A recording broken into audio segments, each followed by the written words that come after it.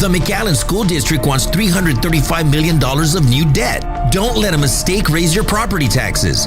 This May 2nd, vote no. Say no to McAllen ISD Bond Proposition A. Early voting starts April 20th. Say no to McAllen ISD Bond. This ad is paid for by Defend The Dream PAC. Welcome to another edition of Pulse of the 956. I'm Sergio Sanchez, and honored to be with you again today. And of course, that lead-in announcement is the reason that this podcast is on air on 710 KURV, the social media sites, 710 KURV, X Live, 710 KURV, YouTube Live, Facebook Live as well. And I think eventually all the gang behind the scenes are going to be chop, and put it on 710 KURV LinkedIn, because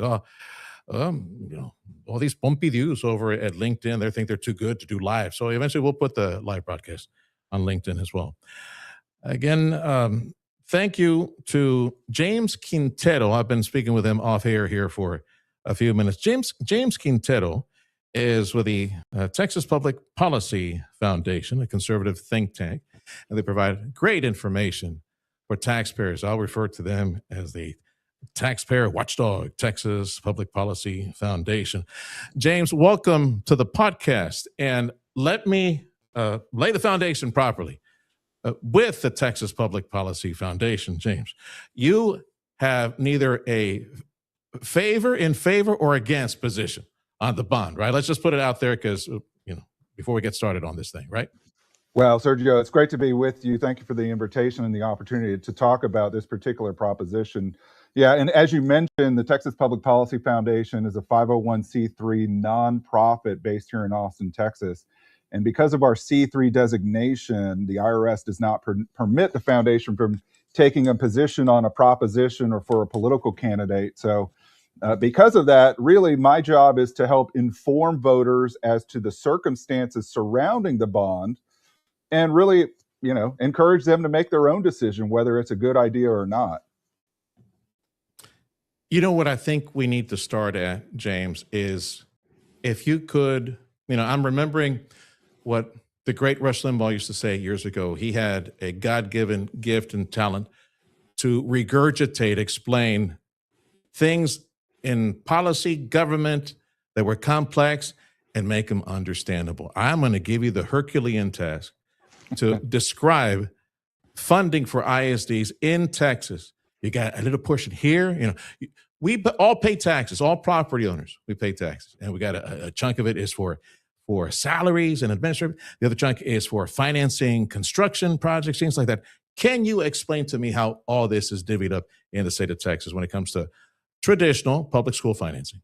Yeah, what a great question. School finance is probably one of the most complex public policy systems in Texas or perhaps anywhere else. It's a tangled web of federal, state, and local sources. And when you consider just the local piece, really school districts have two types of property tax that they levy. The first is the maintenance and operations tax, or the M&O tax. And that piece is supposed to fund salaries and supplies. The other piece is the interest and sinking tax, and that's used for capital improvements and buildings, really. Now, there has been, since 2019, I would say, a gradual shift, a noticeable shift, where a lot of school districts are now moving things that used to be paid for with the M&O onto the INS side of the ledger. They're starting to blur the lines quite a bit.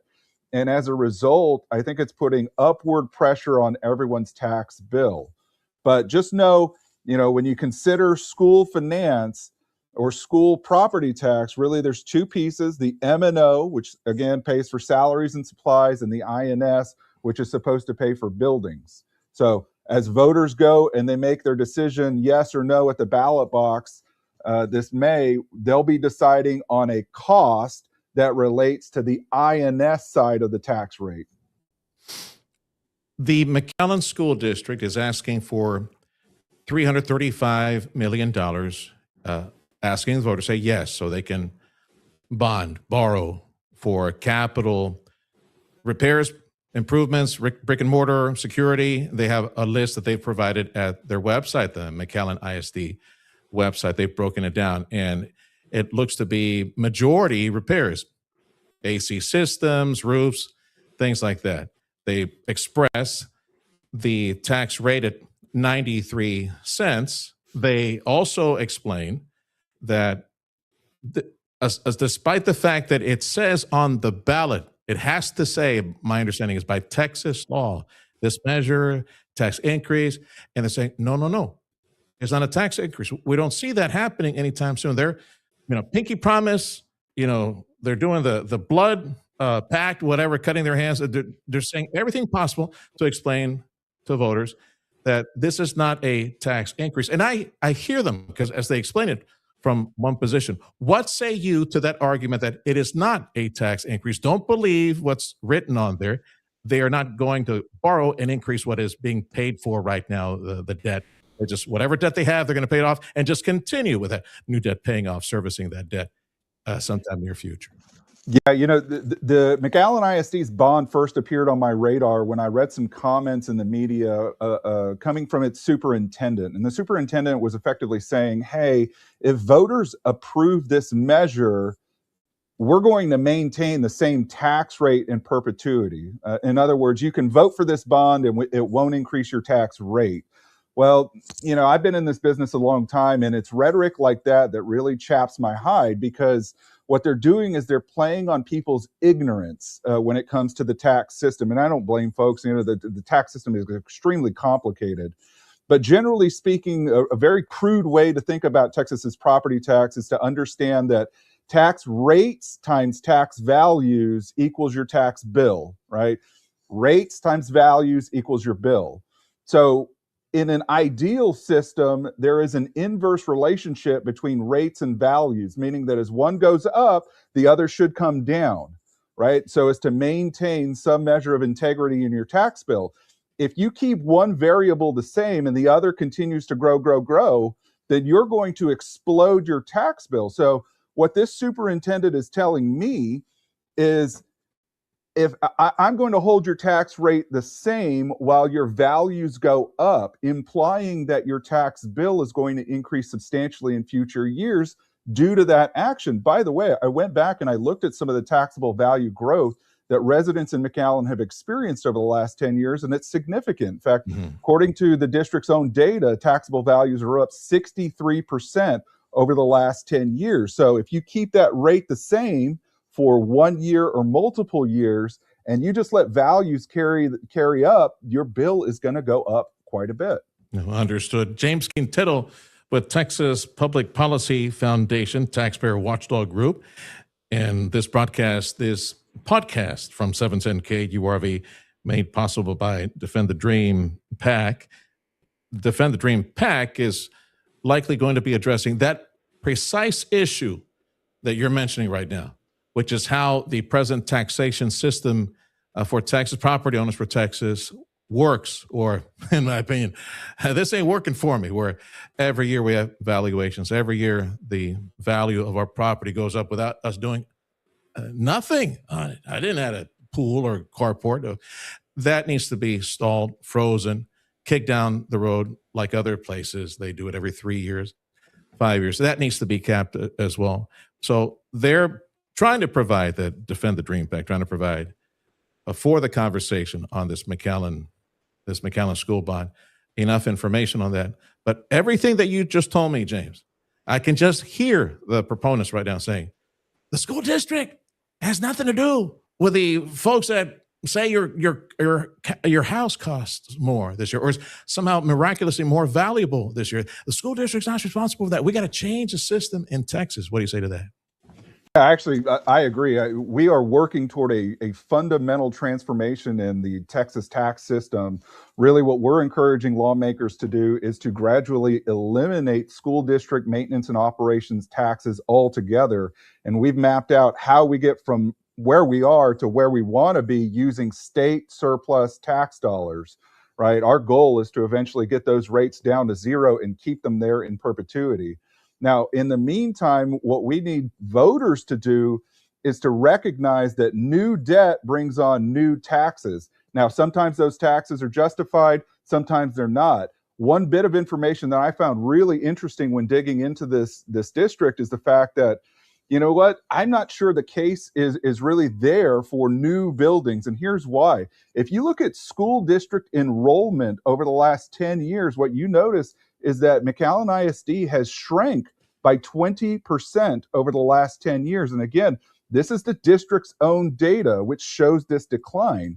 So if there's been such a substantial decline in enrollment, I think it's incumbent that the district show me what sorts of efficiencies it's taken to save money and to really address its needs. Because again, you know, going back to something you said earlier, there are some deferred maintenance costs in this bond that, one, I don't think are appropriate. That's why you have a maintenance and operations.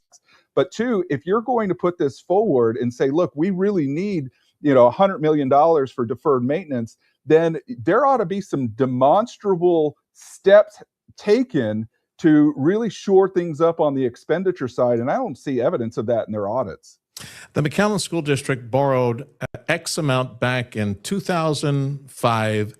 They folks who are in favor of the new bond have said, look, we paid this off or about to pay it off like 9 years early. We got a certain chunk left. I don't know, 70, 75 million. We're going to pay it off early. We're responsible with the debt that we incur.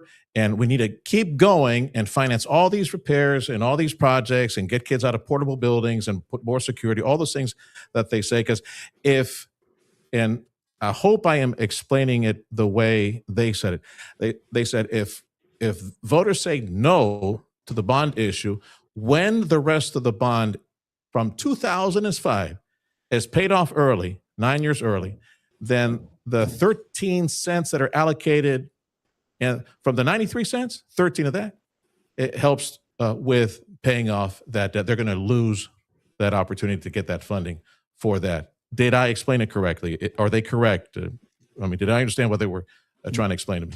Yeah, you know, actually, this gets to another frustration of mine. School districts are artificially maintaining, or they're artificially elevating their INS tax rates so as to accelerate debt repayment in order to put them in position to go for more debt in the future, right? So they're paying down debt by keeping tax rates high and then turning around and doing the same thing. And I think that is not only insensitive, but it is disingenuous, because clearly there are things they can do at the local level to bring down the tax burden and to ease the cost of living crisis that we're all enduring, but they're not doing that. Instead, they're choosing to overtax in order to pay down debt on a faster timeline to go into more debt. And so, you know, things like this are extremely frustrating, especially here at the state level where, you know, for the last few sessions, the Texas legislature has done quite a bit to try and lower tax bills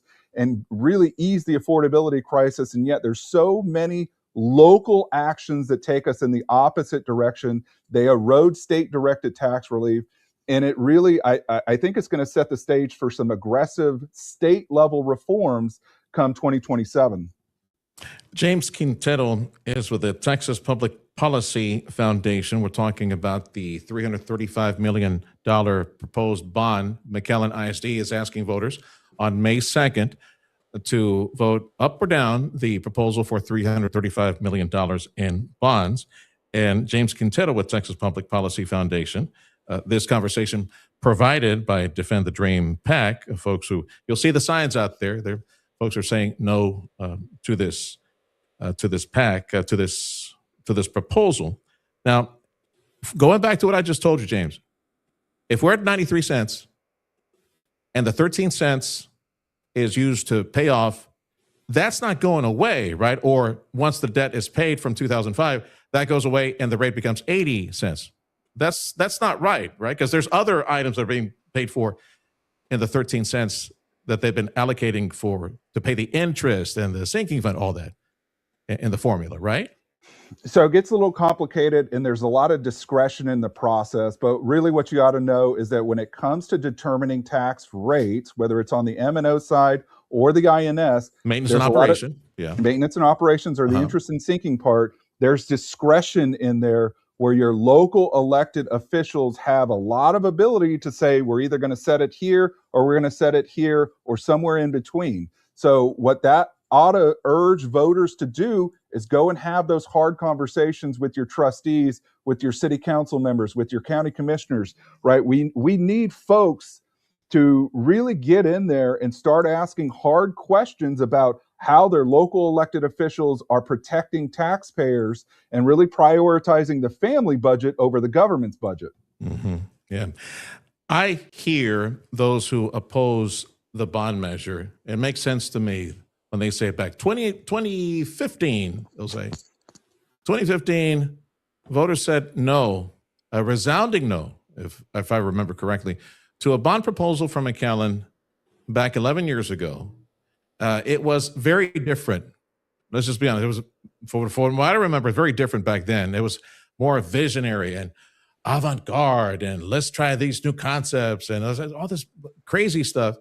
And now they find themselves, it seems, 11 years later, be up against the wall, having to replace roofs and AC systems and, fix parking lots and tracks and all those things, and get more security and change portable buildings. Okay, so some opponents say, what did you do in those 11 years? You should have tightened your belt, taken a little portion here, a little portion there. And I know 70% is for salaries and everything else, but you still have other departments you could have taken from, and let's replace this AC system. Let's repair this roofing system. Things like that, like piecemeal, try to approach. But they don't think like that, James. No school district, it seems, thinks like that, because you have government-funded institutions that know they're going to get a paycheck no matter what. It's guaranteed revenue, versus the private sector that is scratching and clawing to survive, to pay the bills, like this company and other companies down the street. There's no guaranteed revenue coming in. It's the way funding is set up. And some people, many would complain that school districts are always top heavy, administrative heavy. And the way things are set up, something's got to change, because there's more competition now. There's charters, there's this voucher system. As you mentioned, a 20% decrease in attendance over several years. Well, I suspect that trend's going to continue. And then you need those butts in the seat to generate the revenue to pay the bills. Just your thoughts on that. Yeah, just to punctuate the part about administrative excess, the Texas Education Agency has a superintendent salaries report that was recently updated. And what that tool demonstrates is that the highest paid superintendent in Texas is Harlandale ISD's superintendent, who takes home a whopping $657,000 per year in salary and benefits. And of course, this individual likely has a defined benefit pension plan in place, so he'll be paid some portion of that salary and compensation in perpetuity. But I mean, that just goes to show you that there is tremendous excess in the system that is not going to the classroom. It's going to the administration. By the way, he's not alone. There's a lot of other superintendents in the state who earn well above what the president of the United States makes, which is $400,000 per year. So, yeah. I mean, there's just waste and rot throughout.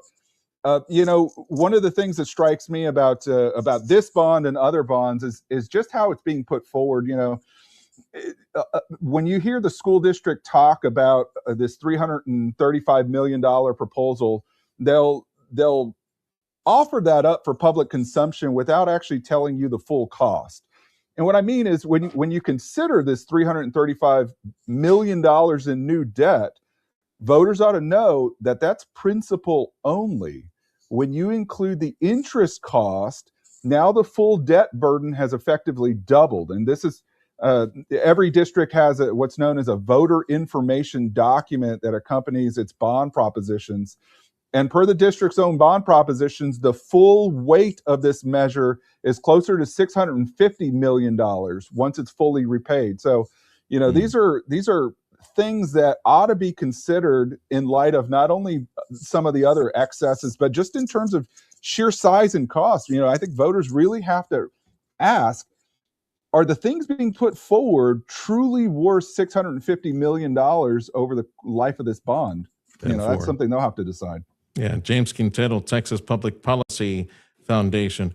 You want to delve into your own personal experience, your family's experience in public education, having a family, little ones that are going through the system, and how your eyes were open to the fact that you got to get in there and have a say and try to change the system. One way would be through being part of a school board.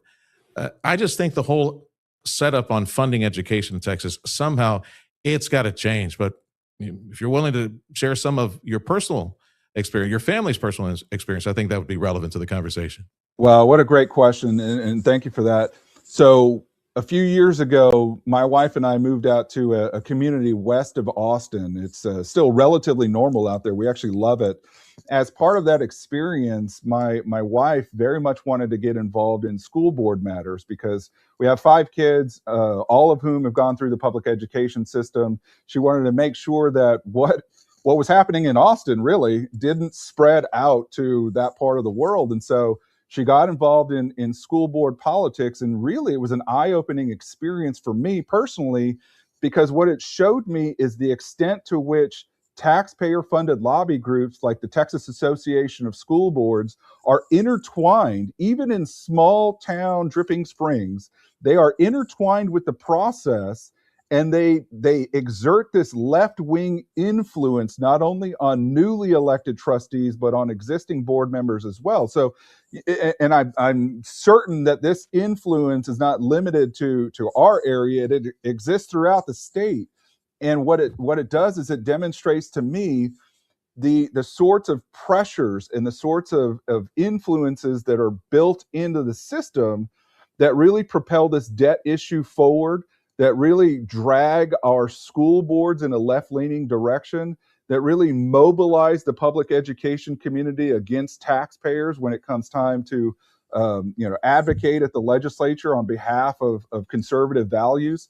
Right, there's so many things that the TASB and other TASB-like groups do at the ground level that then matriculate up and have an influence that ultimately, I think, make Texas a little less conservative than it ought to be. Being involved in a school board meetings, school board elections. I mean, it's election time, people. Like right now, it's early vote for school district, city elections all over the place. And for those of y'all checking in on the video, have you voted? Have you checked, see if your local school district, if you're not in McAllen? Sharyland has a bond measure as well. Your school district that you're paying taxes into in various cities down here, you might have a trustee being challenged by somebody. But man, you talk about elections that get, paltry is not small enough. That crumbs of voters participating in elections. It really is sad. I think part of the problem, James, is the lack of interest, lack of participation. I don't want to beat voters over the head too much. Look, I know everybody's busy, and we have a life, a career that is demanding, and now more than ever, less people are working and doing more things, multitasking, because that's the way it is in the private sector, scratching and clawing to make a profit, to provide a paycheck, and everybody's busy with their families. And there's several elections going on at the same time. There's kind of confusion. It's the lack of participation in school board meetings, lack of an effort to understand how trustees are spending the money and not prioritizing based on true need, first of all, education, but then need on what needs to be fixed now. Again, going back to those people, some of those people that argue against it, 11 years to figure out how to piecemeal fix stuff. And now if voters say no, they're going to be back in that same position. Very few people are participating in order to make a difference. And I don't know how to fix that, James, because our community, our kids deserve better, and they're not getting better. Things are getting muddied and complicated, and people just throwing their hands up in frustration on such an emotional issue. Yeah, I think that's exactly right. We unfortunately endure a relatively high degree of voter apathy, and I'm not sure how to fix that. But I do want to put a plug in for a reform that I think will better help protect taxpayers, irrespective of how many people show up to vote. And what I'm talking about is the governor's call for a supermajority requirement to approve bonds and tax increases. Yeah. Right? I think this is a very good idea that says, look, whether we have 10 people show up or 1 million people show up, some supermajority, let's say 60% of that crowd, ought to say yes to a tax increase or a future tax increase in the case of a bond, right, before that thing can be approved. And the reason you want to do some sort of structural reform like that is because school districts in particular have a really bad habit of loading up the May bond election cycle with very large and aggressive measures. And then they count on the special interests and the PACs and some of the other crowds who stand to benefit, like your architects, engineers, bond lawyers, construction firms. All of these people mobilize and they help push the bond across the finish line during this May cycle when they know the voting turnout is going to be rather abysmal. And so if we can get a reform like a supermajority requirement through the next legislative session, it'll put an additional hurdle up and it'll make it just a little bit harder for the bad guys to go into debt quite so often. Well, anything else you want to share about any information, salient information you want to share that voters need to think about before they go vote on May 2nd? Yeah, one of the things that I've been working on for a long time and unfortunately have not yet been successful on is adding a cost element to the ballot. In fact, for about 10 years now, I've been trying to persuade the legislature to tell voters on the ballot itself what the average homeowner should expect in terms of a tax increase, right? So if I were a voter in McAllen ISD and I went to say yes or no on this particular proposition, there ought to be almost a price tag on there that says, look, this is going to cost the average homeowner about $60 more per year, so that a voter can make an informed decision. Now, as a consolation prize several years ago, what we were able to secure is a disclosure statement at the top of the ballot that says this is a tax increase. That is to help voters understand that there is a connection between new debt and new taxes. So as your audience and others go to vote on Proposition A soon, hopefully, they're going to be confronted with this statement, this is a tax increase. Just keep that in mind as you're saying yes or no to this proposition and what it might do for your tax bill in the future.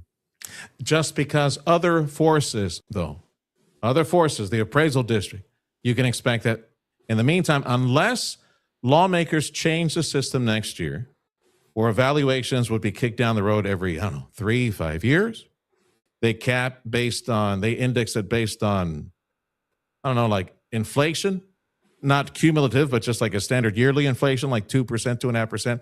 Unless we think different on how taxes are imposed on property owners across the state of Texas for the funding of public education. And hopefully on the other side, you have voters who get involved, get in there and start prioritizing and yes, piecemeal repairing what they need to repair or fund and not be willy-nilly just getting more administrators, more assistants, more junkets, more trips, more trainings, all those things. That's what's taking place because, again, it's guaranteed revenue behind the scenes. I'll give you the final thought, brother. Anything else you want to say? Well, thanks for having me on. And yes, you're absolutely right. We need to encourage the legislature to reimagine Texas's tax system. And, it's our goal here at the foundation to not only move forward with some incremental measures to eliminate school district M&O taxes in the near future. Over the long term, we've got some research out there to hopefully prod the legislature to consider eliminating property taxes entirely, moving toward a consumption-based tax system where we make slight changes to the sales tax rate and base, and we start generating money in that way, in a more simple and transparent way, and we jettison this property tax system that we have right now, hopefully for good. The early vote for this school bond measure in McAllen is taking place now, this recording taking place, this broadcast, live broadcast, which will be a recording online, taking place on this NFL draft day. What day is it? It's the 22nd, 23rd of the month. 23rd of the month. And election day, the final day for early vote, is the 28th of April. The actual election day is on May 2nd. Yes, it is a very emotional issue. It is our schools in the city. We pay into, we all have a stake in it as property owners in the city of McAllen. So I hope that voters who actually say yes or no take the time to make a decision based on what they believe in, whether it could be, this is the system that we have, nothing's going to change, our schools need it, let's do it for our kids. Or say, you know what, enough already, it's time to change the system, and I believe we can do so, but you need to do more than just say no, and actually get involved and be a part of the solution to make it leaner, meaner, more efficient, more, forgive me for saying this, business-like. Oh, it's government can't be funded by, like with business ideas. Yes, it can, it must. We need to survive. Our kids deserve better. Thank you, James. Appreciate your time today. Call anytime. Thank you, Sergio. All right.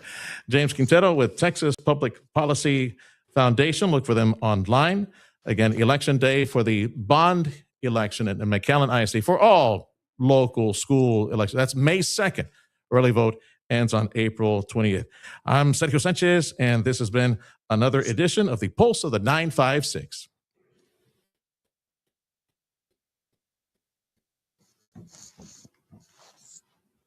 The McAllen School District wants $335 million of new debt. Don't let a mistake raise your property taxes. This May 2nd, vote no. Say no to McAllen ISD Bond Proposition A. Early voting starts April 20th. Say no to McAllen ISD Bond.